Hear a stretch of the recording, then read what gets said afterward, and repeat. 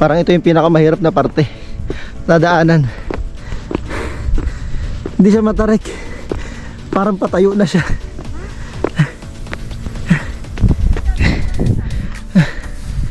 Diyan na, konti na lang, pero pahinga muna.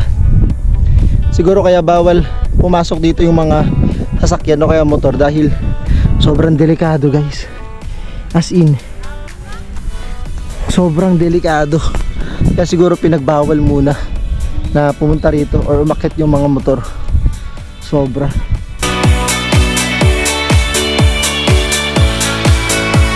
Ito na yung view deck guys sa aking likod. Ito na yung destination natin sa video na ito.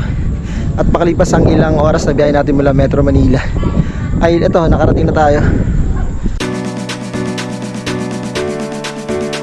May napuntahan akong isang lugar na ang lamig ay malatagaytay at mayroong 360 degree view na mga kabundukan. Malayo sa kabiasnan pero malapit sa kapayapaan ng isipan. Tara at ating pasyalan ang Sitio Baag View Deck ng San Jose, Tarlac.